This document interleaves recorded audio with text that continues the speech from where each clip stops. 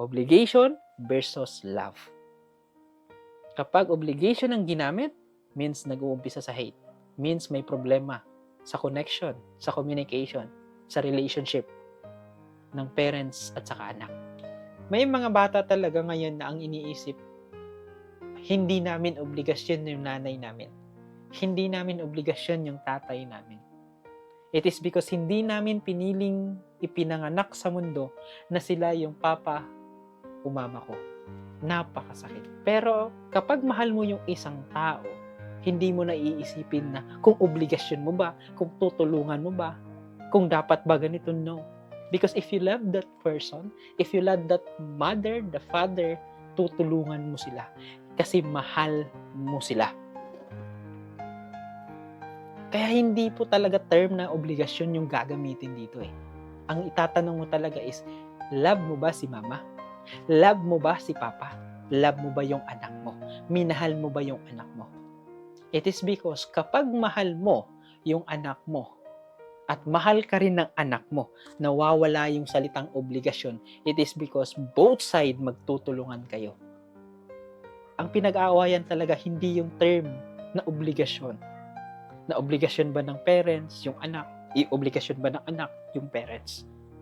The first question dapat na itatanong nyo is kung mahal ba ng parents yung anak at mahal ba din ng parent o ng anak yung parents.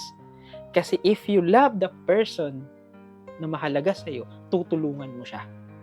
Sa totoo lang. Yun yung tanong eh. Obligasyon, hindi. Ang tanong is mahal mo. Kasi kahit hindi mo, kung tipo bang kahit sabihin mo pa na gano'n yan kahirap, kung mahal mo yung tao, tutulungan mo siya. Sa totoo lang.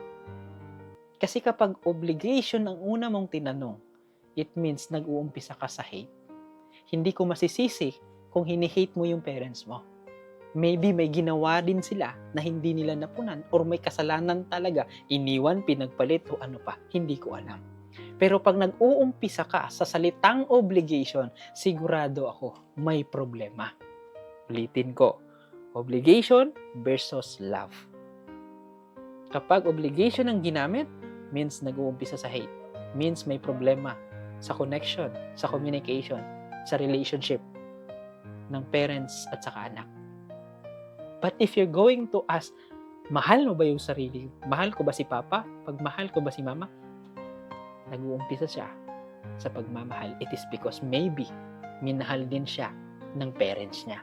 Nakapag-investment, alkansya, at minsan nasasabi na lang nila na ayaw, hindi nyo kami mapipilit. Kung tutulungan namin, tutulungan ko si mama, si papa. Hindi po. Hindi namin obligasyon. Pero sa lahat ng kabataan, nasasabi kasi nila yan, minsan kasi yun din yung pinaramdam ng magulang. Yun din yung pinaramdam ng magulang.